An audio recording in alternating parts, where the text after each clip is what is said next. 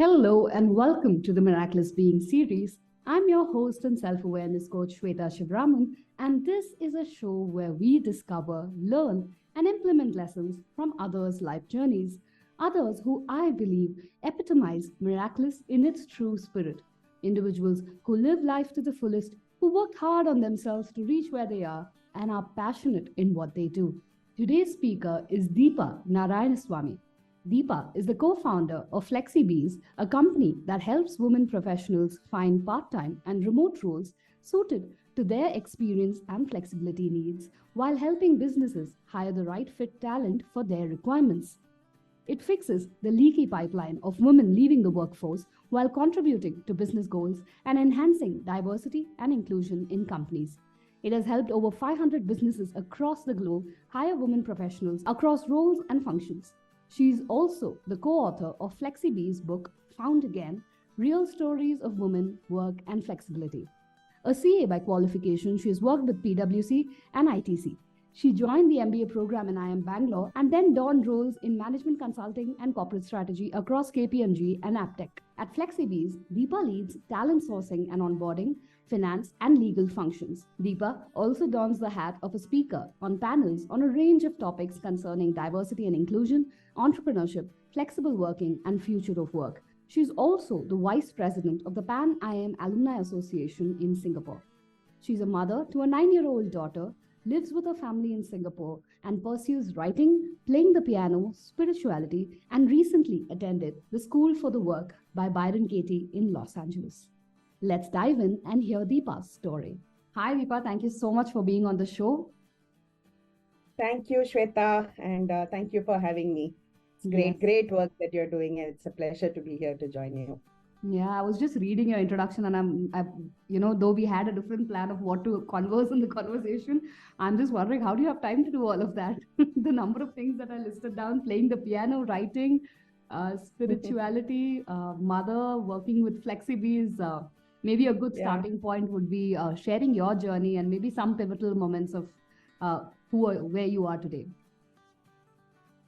Sure, I'll try to capture. So I mean, so I started out as a CA from Chennai. Was very much into academics and my extracurriculars. That's how the culture is, and all of us love music, dance, and all of that growing up. And then studies became more and more important. And after CA, so I pursued my CA with full-time work with PricewaterhouseCoopers, which is a big 5 firm.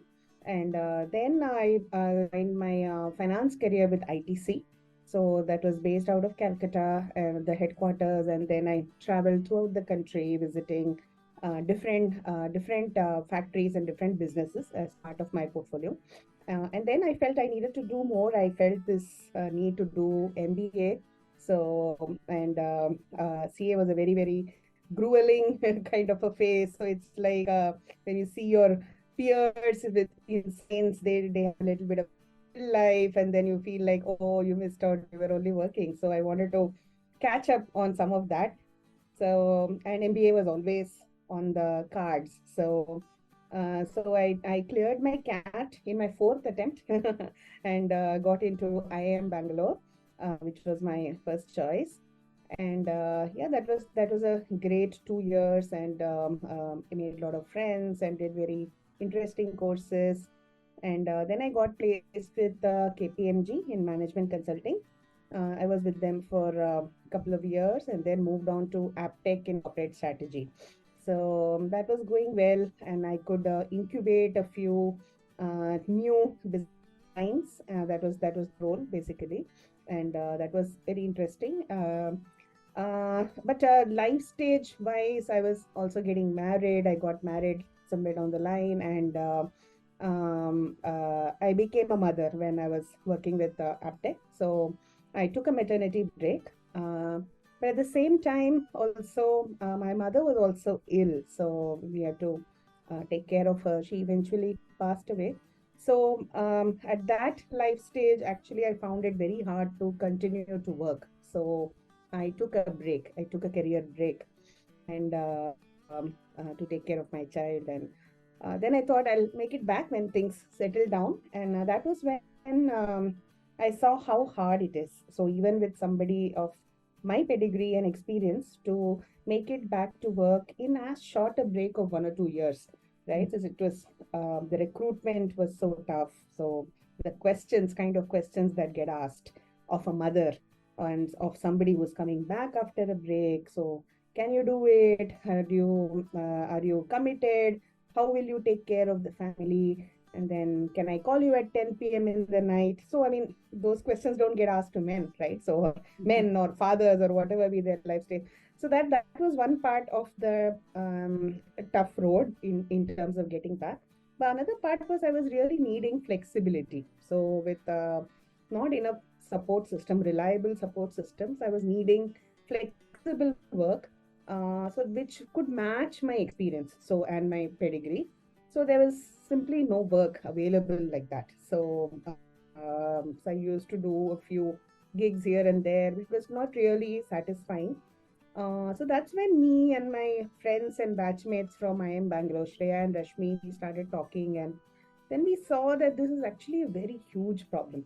So of women having to take a break and finding it really hard to come back whenever they are ready, and especially with roles that are flexible. So, and Shreya and Rashmi are also very passionate about women's careers. They were looking around them and seeing that the trajectories that their women peers were taking were significantly different from that of how the trajectories that men were taking, and the hardships that women were taking was much very different.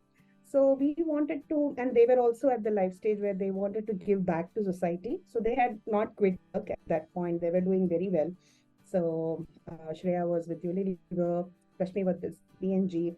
Then we thought we have to do something about this problem to fix this leaky pipeline of women professionals who have to leave and then they find it really hard to get back.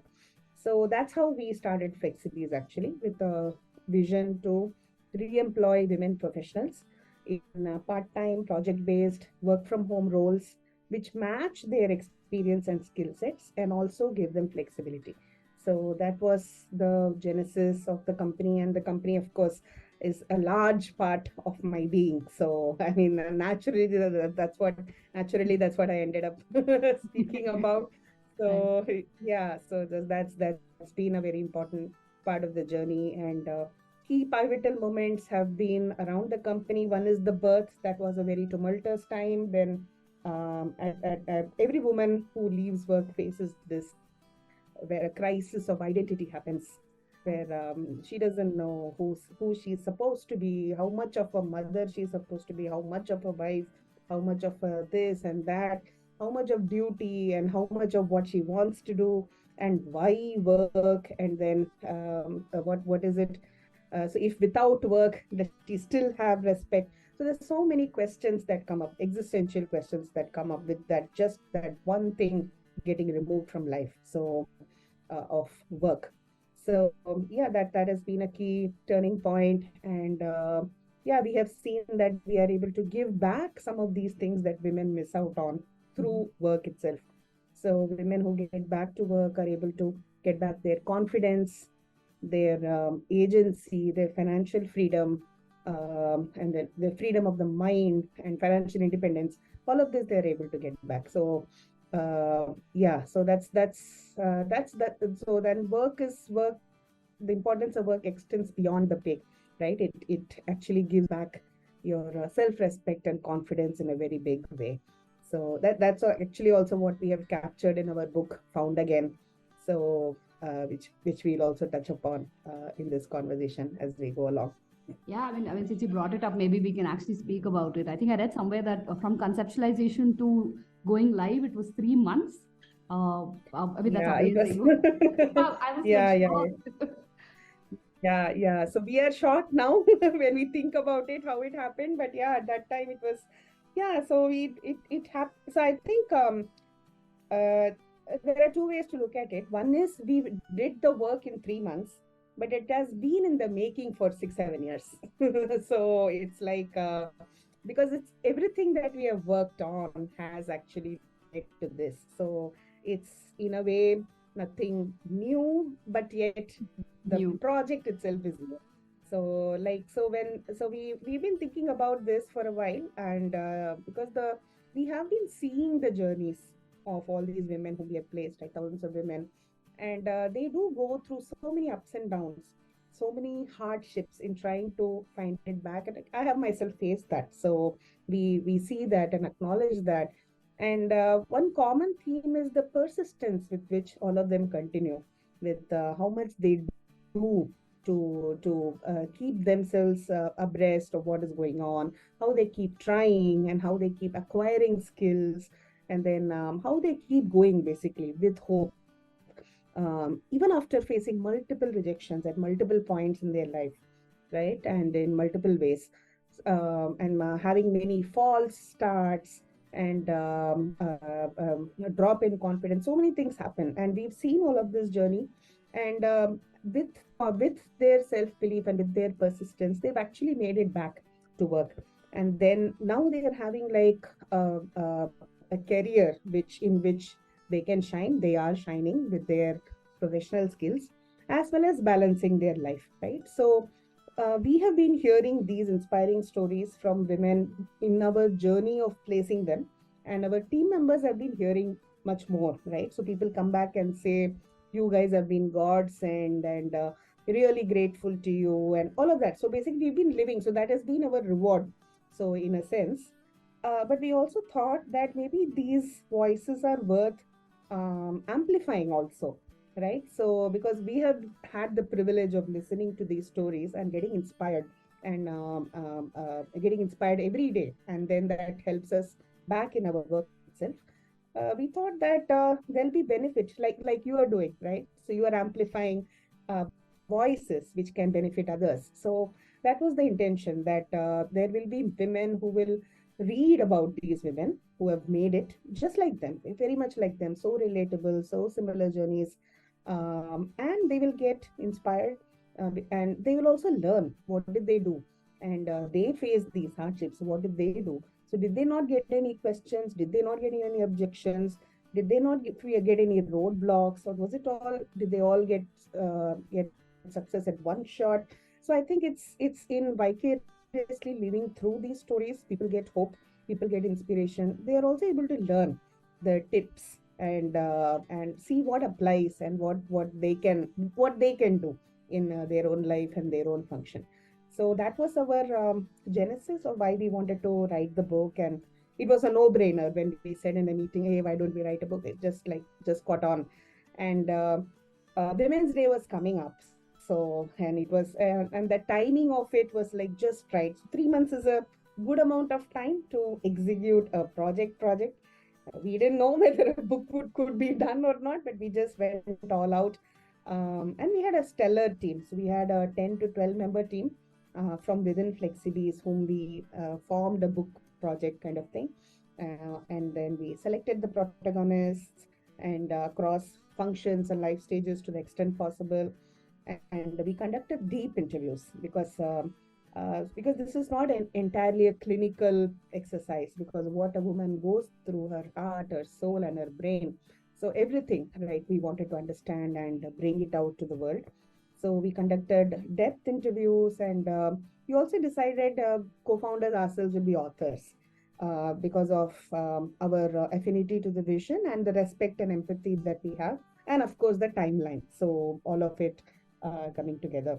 So yeah, we put in place project management. We had a couple of team members being project managers, and then we put a tight ship, and we got consultants and publishing agencies in place who helped us, because we didn't know anything about the subject of book publishing per se. So yeah, so it was very exciting, extremely exciting, and very inspiring as very inspiring as a goal for all of us to pursue. So I think that's one reason why it happened in 3 months, end to end. Yeah, but it's been cooking in our hearts for many years. Yeah. Yeah, and such a beautiful vision. I really, admire everything that you do. And considering that this is something you started even before COVID, right? Now, at least flexibility, remote working is all still nomenclature used. I'm sure when you started off, how was the resistance at the companies? You must have faced a lot of resistance saying flexible work and remote work and second careers for women. I mean, how did you manage that initial resistance? Yeah, so we actually figured a sweet spot actually in terms of a solution. So these were experienced women professionals, right? And who wanted to work part-time because part-time was the time they had, and that was the entire time they were willing to give to an organization or to a work. And there were also startups who wanted experienced people who needed great talent, and Mm. they also wanted only for part-time hours, right? So they were, as they are growing, they didn't have a need for a full-time CMO or a full-time CFO or even a digital marketer. Mm. Part-time was fine for them actually, as per the needs of their business, but Mm. they wouldn't be able to find it in the market, right? Right. So first of all, they wouldn't be able to command the best talent in terms of brand or pay or anything. So, and they wouldn't know, as they are themselves learning, they wouldn't know how to recruit for certain functions. So Mm. we saw actually that there was this need, Mm. this solid need for talent, which was being unmet. So actually, what we did is we actually ended up putting this jigsaw into place. So it was not like we had to go and shout from the rooftops that, oh, these women are there, please help them. It's not at all like that. There was a very inherent and basic need for talent to work on a part-time basis who could be committed, and this perfectly fit that use case. So it was a very intuitive fit, and yes, as we started doing more and more, we realized the other needs that businesses have for which this talent and this way of hiring was also fitting. So even large companies ended up having a need to hire on a flexible basis, on contract basis, project basis. So all of these needs were also we were able to fulfill from this talent pool of women. So yeah, and we had to, yes, of course, we had to explain a little bit on why flexibility is good and what are some ways in which we are controlling for quality. All of those things, of course, any business when you are selling, you have to establish your credibility, which we did.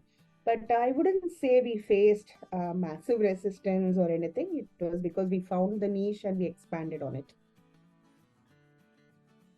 Amazing, right? I think, and like you said, right? I think in a woman's career and a trajectory, it's completely different from men for whatever reason, right? Whether it's maternity, which is biological, or caregiving, or in today's day and age where people just want to take a break to discover themselves, right? Even that is becoming normalized in our Yeah, cultures today.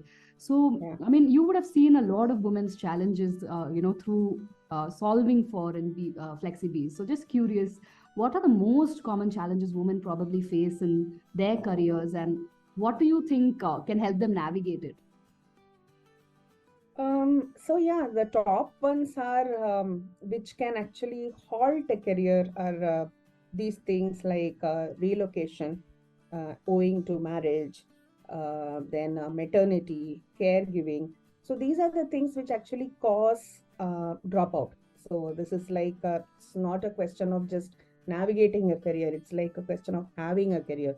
So it's I think these play a very important part in our society and culture, where there is a lot of conditioning around what roles men have to do, women have to do, and the roles that we grow up with and we get conditioned to incorporate and do better at. So that's one big reason. And yes, of course, the constructs in which work itself happens, right? So it has to happen from this location, that location, which has opened up a little bit now post pandemic, and caregiving and the support available to raise a family. So these are all big factors actually, which have a significant impact on a woman's career.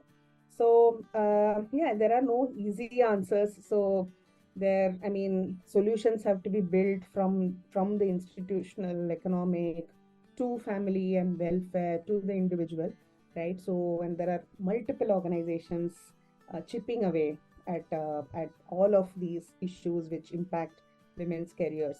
So Flexibees' way is choosing one particular way like one small part we have chosen, and which is to build flexible careers. So that is our way to solve for women who find it hard to uh, uh, uh, sustain in this full-time grind, basically, and that has been working for a large segment of women. Other ways could be having family-friendly policies and more inclusive cultures, which help sustain that career, right? And have a equal opportunity for both parents to bring their whole selves to work, right? As their parents as well as their professionals. So yeah, there are a host of solutions possible, and yeah, so this our way has been to find flexible work which can help parents and those who need flexibility navigate the challenges of managing everything. Yeah, that's true. And I think one of the things that you told me also stood out for me, saying that one of the biggest challenges for women coming back from maternity also is to regain their confidence, right? And I think as a coach, I also meet a lot of women, who've taken break for maternity, and maybe, not just for one child, they wanted to have two children over a break. And, before you know it, it became 5, 7 years and 10 years. And suddenly they feel out of relevance, right, in the industry. Uh, Yeah. how do you think women can actually regain their confidence? If there are listeners here in our audience as well who are probably in their Yeah. break or planning to get back or are already back but don't really feel as confident as Mhm. they used to, how can Sure. they get that confidence back? Yeah. Yeah. So yeah, confidence is at one stroke a big area as well as a solvable thing. So I think one is for we have to look at it as a host of things, basically. So why first of all we lose it is, so when we are working, right, there is so much we do around work, we don't realize it. So we are in that mode where we are in a work think kind of mode, right? So we go to the office, or whatever, we engage with others, we talk about work issues, we talk about the functions, and then we know what is happening outside of the company in that industry and within that company, why certain things are done. Then you have a support system around work, right? You have peers whom you can consult with, talk with. So and of course financial independence. There are so many elements which are integral to our identity in work, right? So we are in that mode without realizing it. So when that thing is taken away, or when you have to give up on work, so this all of these things go away at one shot, right? So the transition that happens in life due to work going away is a very big transition. So it's a financial transition, it's an emotional transition, it's an intellectual transition, right? Because you are used to thinking work issues and solving work problems and work crisis and all of that, and suddenly there is a big void where that used to exist, right? So your naturally your mind struggles, it doesn't channelize. The brain is not channelized in the way it used to be, right? So something else occupies it, but there's a big segment which is missing. So I think then the solution also is to get all of these back little by little. So we have kind of built a framework called iRise, which we talk about to women, which can help them come back to the career. So like I stands for introspection, right? So we say, take a look at what all you have done, you yourself have done, right? So you look at your past resume, look at your appraisal papers, and talk to your peers whom you work with, your colleagues whom you work with. So then you'll get reminded of the things that you did. So then you realize that you only did that. It's not somebody else. It may feel like it's someone else because a year of motherhood can feel like a decade of another lifetime, right? So it can feel like that, but it's you who did that. So, and all of that you had is not going away anywhere, it's still inside you. So that itself gives a little bit of confidence. First of all, taking stock, introspecting, and seeing what all you have done, what skills have you actually possessed, which skills you were most proud of, which you were most happy to engage, and which were you did because you job had to be done and you were not very happy about using those skills. So I think the first element is to take stock, which was I. Then R stood for research. So research about your function, your industry, where things are going, the economy. So, if you're an accountant, you might like to visit the government or statutory groups where there'll be updates about what is happening. If you're a marketing professional, you might want to go to industry associations or networking groups and have and understand what's going on. So research about all of these elements also helps you keep in touch. Then again, you get back the thinking mode about work. Oh, okay, this industry is going in this way, and then if this kind of how will they address these kind of problems, or these kind of marketing challenges are coming up, how will they answer? So I think basically the kind of thinking kind of comes a little by little back, right? Then I rise. I stands for interact. Interact is again with your colleagues, ex bosses, friends. So there's so many people whom we have placed. They do all of this. So it's not like they do like a course. Oh, I will do this and this and this. So we know that those who are successful have done a combination of all of this in their attempt to come back, right? And say for example, there was a project manager who was away from work for a few years. She got in touch with her friends at work, and she kept asking them, what are you doing, what is the latest thing you are working on? And then they said this is something called agile, and then she said, oh, okay, let me go look it up. And then she went looked it up, and then she did some course, and she didn't just stop there. When she was doing something project, she would ask questions and resolve her doubts with her colleagues, with her old colleagues and friends, right? So it's like she took her own learning she took accountability for her own learning. So even though she was out of the system, she didn't want to leave that learning part, right? So she kind of made up for whatever she lost out on. And she is completely on track, and she could sell herself as this project manager who had this project experience with agile. She did some few projects with friends, a few projects with family members. So interact, and then we skill up.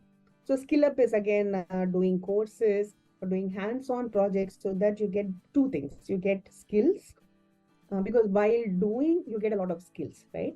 And also the confidence. So the confidence comes from execution. So a lot of confidence comes from execution. Then finally, e-update. E-update is to again collate what all things you have been learning in your phase of looking for a job itself, and then update and put it out to the world. Then sell yourself and speak to prospective clients and customers that this is what you have been doing and this is what you know. So I think we can take a systematic approach to get these elements which we lost during work. So getting a job itself is a project, right? So it's okay to have that as a project. And what we see is that it can get hard. So you need to have your anchors, your own anchors for your life to keep yourself going. So it can be a person, it can be your own practice, it can be a coach, like you're helping out people. So it's helpful to have some accountability or anchor mechanism, so that you don't give up when things go hard or not as in the timelines that you expect. So yeah, it's a complex project, but we have done it, so it's possible. Beautiful. I'm going to remember that, like 1 year of momhood is equal to a decade of life, right? And very true. I like that IRISE framework. I mean, it's very holistic. And I think it's step by step, right? I think it doesn't happen overnight, but uh, Yeah, step by step, and it's iterative. It's not necessarily linear. It can go all over the place, but these are just frameworks that we remember, and we remember to remain on track. That's all. So yeah. And like you said, persistence, right? To keep going and persistence. finding Yeah, your way. yeah. Like Dory says, keep swimming. Yeah, we have to keep swimming. Absolutely. Yeah. Thank you for sharing that. I think that's very powerful framework. And I'm remembering the conversation where we also had, wherein you'd mentioned that, you personally experienced burnout as well, in your professional career. So How was that for you? What kind of factors led to it? And how can probably listeners who are listening in today avoid that zone of burnout? Yeah, so it's again a very personalized thing. So burnout can happen for various reasons for various people. So I think it's the main thing is for us to have awareness within ourselves as to why it is happening. And so for me, it was a journey of exploration. So in hindsight, what I know today is that I think it had happened because of my having very siloed interests actually. So I was either a mom or I was a career person. So there was literally nothing else I had. So it was just this that. So it was like there was nothing for this self, that honoring this personhood, that the person that needed something. So I was not really honoring the needs of the person. So it always duty and what is needed and what am I responsible for. So clearly that was a path to burnout, and I did work upon myself. I took help from therapists, and I myself added things of what gave my soul joy. So like learning the piano, writing, poetry, music. So some of and spirituality, of course. So yeah, so all of these are, I mean, have been attempts to reclaim something which was lost in the process when I didn't realize what I was losing. So yeah, when I added some of these bits back, so I became more of a fuller person. So and actually adding these things made me a better professional, made me a better family person. So it was contra intuitive. So I was giving time to other things, but actually the time I was spending on my core responsibilities became much more productive. So as my presence increased, as my mental capacity increased, my happiness levels increased. So that was my way of finding, and everyone has to discover their own way to what gives them a sense of balance and joy and keeps them as a full human. Wonderful. I like how you started off by saying that in retrospection is when you figured this out, because I think when we are Yeah. in the middle of it, we're just so When caught you're up. yeah, in the middle of it, it's confusion, hell. Yeah, it's like, yeah, we have to swim through it and figure it out for ourselves. Yes, yes, Absolutely. And I read this quote somewhere that said that burnout is not when you're doing too many things, it's when you do too little of what gives you joy. And I think somewhere the answer you found for yourself is also that what really makes your very soul well said. come alive. Yeah, When you yeah, added that back, the balance happened. Very nice. yeah. Thank you for sharing that. Very, And, very well said. you touched upon this whole spirituality aspect. So I'm just curious, what is spirituality to you? Oh, and let me not get into definitions because that's so hard actually. Yeah, so I think, yeah, I've always wanted some deeper meaning and connection throughout my life. And earlier it used to be study study around studying the Sanskrit language and some scripture and all of those things. Yeah, after my mother passed away, there was a shift. There was something which happened drastic, which so faith in the way that I used to have faith before, that no longer existed. So there were other things I was groping at. So slowly I got led to Eckhart Tolle on presence, the power of presence, and read books and podcasts, and then yeah, meditation. So as motherhood also led me to meditation. I wanted to be a better mother to my daughter, and be more responsive to her rather than react. So that led me to meditation, and I've been a meditator for many years now. And yeah, somewhat recently, a year or so, I've discovered Byron Katie, who talks about. So there's something called the work that she has discovered. She has been gifted, which helps us remove remove or get freedom from one stressful thought at a time. So that has been very helpful to me personally. So I really don't know how to define what is spirituality and all of that. So I hear all of these people, and it helps a lot in terms of putting in perspective. I think it's about perspective. What is important, what matters. So I think I'm learning more and more about that as I follow these masters of what is important, what matters. And yeah, practicing the work has helped me get 5 minutes of peace at a time. So I think that's worth it still.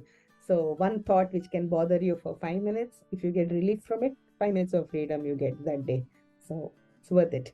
So yeah, so that's what I'm doing. So I don't know the definition of what I'm doing, but this is working. Yeah. Amazing, amazing. And so coincidentally, I think one of my turning points also was when I was gifted the book Power of Now by Eckhart Tolle. I think I read it in 2016, and it changed what you said, that perspective of Yeah. what are we really doing? What are we really engaging? Yeah. What really Yeah. makes a whole difference, right? And Yeah. I think that only Yeah. put me on this path in some way. So I Wow. am, Okay. yeah, so very Yeah. attuned to what you just said, and amazing experiences, right? And you said that you've been practicing this meditation, these mindfulness. Uh, what has it changed for you in your daily life? Mm. Oh, yeah, I don't know. Actually, it's like difficult to say because I'm a very different person today compared to a year ago, 2 years ago, 5 years ago. So it's like I yeah, we don't know what causes what, but I can definitely say my reactions have slowed down. The reactivity definitely has slowed down. There's of course a long way to go, and we're always a work in progress. There's lots to do. Still, compared to where I was, I can see in hindsight that okay, I don't know what that thing was. I don't know that person anymore. I don't want to know that person. I don't want to be associated with that human being who it is. So it's like when we grow, we cringe at who we were, right? So I think but anyway, it's good, all good. So yeah, I think reactivity has definitely gone down, and yeah, it's not that there is no reactivity. There are hard times when we fail ourselves. That I fail myself. That happens. Yeah, overall the number of times it's like these large waves they become slower and whatever, softer and softer. So yeah, I see that happening. Beautiful. I always find it very hard because these kind of personal growth is so intangible, right? But these Yeah, practices somehow work, and I always am curious on how others see it manifesting, right? So it's always nice to hear yeah, how these practices change. It's very subtle, and like you said, but over a period of time, when you look back, you can't even associate with yeah, who you were. That's how yeah, yeah, drastic a change it is over a period of time. yeah, yeah, yeah, yeah. Absolutely. Mm. Yeah. And most of things, basically, everything we do impacts everything else. So, yeah. So, how I addressed adding back all of these elements to myself and together with the meditation, and everything helps actually. Yeah. And I think when I was reading the introduction, I was curious. You had mentioned that you did the work with Byron Katie in LA just recently. So, what was your biggest takeaway, maybe, in all this inquiry into thought? Oh, that was a very profound 10 days actually. So, it was like a different world. It was like a bubble where we were in the presence of love, and that itself accelerated so much for us. So, yeah, what can be the biggest takeaway is I feel hope that there is a solution to end suffering. So that is human suffering. Yeah, that can be my biggest takeaway. Yes. Mhm. Wow, that's profound. Yeah, yeah, yeah. It's Amazing. all. Shall Yeah, we? she's Sorry. basically made Katie has basically made the tools which can help people. So it has to be self-implemented, so there is no shortcut. So to that extent, it's completely dependent on each individual to for them to use the tool. but it is available and it works.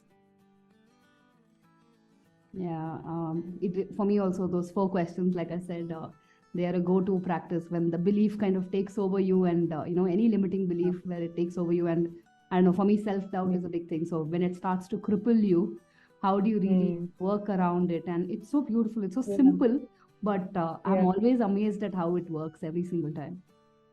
Yeah. So you use it for yourself and also for clients, is it? Yeah, no, so I use it for myself as well, and sometimes for my coaching clients to, reflect. Okay. Shall we go into the rapid fire now? Okay, I'll try. I'll try. Easy, yeah. Sure.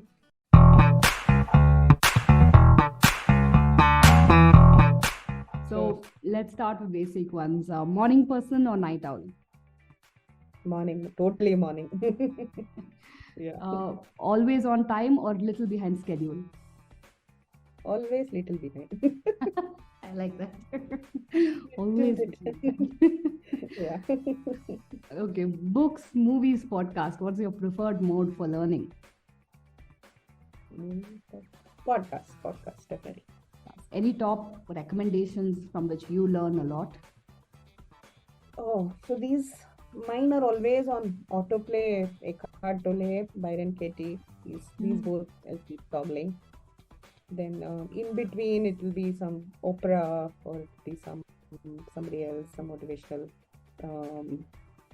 Brené Brown, or who else? Muji. I think top will be Eckhart Tolle and Byron Katie for me. Lovely, lovely. What are your top non-negotiables in your daily routine? Something that you just have to do no matter what.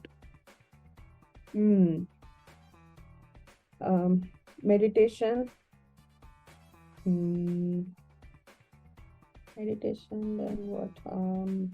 I have to do some kind of writing. So the kind of writing changes. It can be gratitude, or it can be the work, or it can be something else.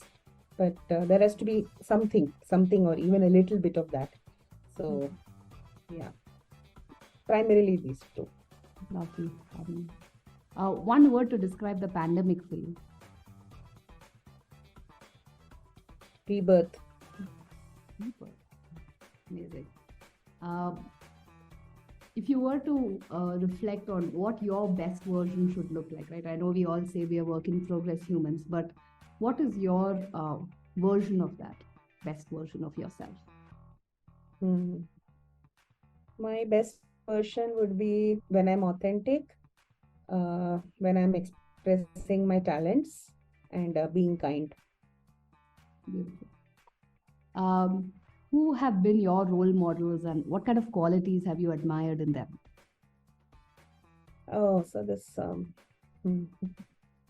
well, most recently Byron Katie. So I mean, she's a spiritual master, but she is an at-home spiritual master. She has her family life, a very full family life, which she's fully engaged in. So I think that was very powerful for me. That gives hope that you can stay with the complexity of this life and also pursue the deeper truths.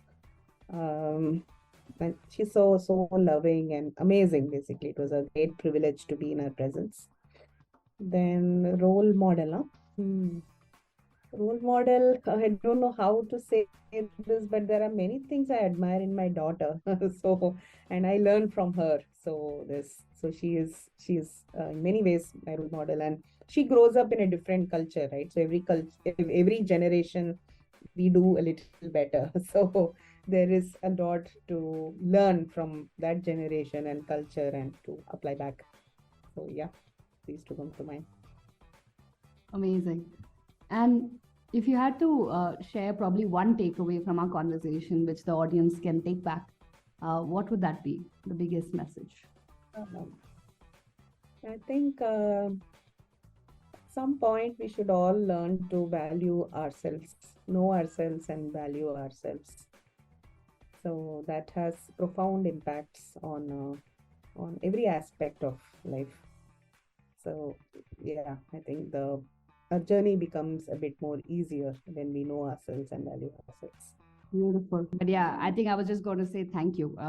It was a really amazing conversation. And I think I'm going to reflect on the many things that we probably discussed today. And I'm sure the audience is going to create great value out of it. Thank you so much. And I'm going to probably link the Found Again book for all the listeners so that they can also read and share these inspiring stories. A big thank you to Absolutely. all the work that you do in Flexibees. I think it is such a beautiful mission, and I'm sure it's changing lives in so many more ways, like you said. So, thank you so much. Thank you. Thank you for having me here and giving me the chance to speak about my company and our work and our book. And we are most privileged to hear these stories, and it's been our privilege putting it out into the world. And I hope the audience enjoys it. Thank you so much, Shweta, and continue your good work. And you're doing amazing work yourself. Thank you. Thank you, Deepa.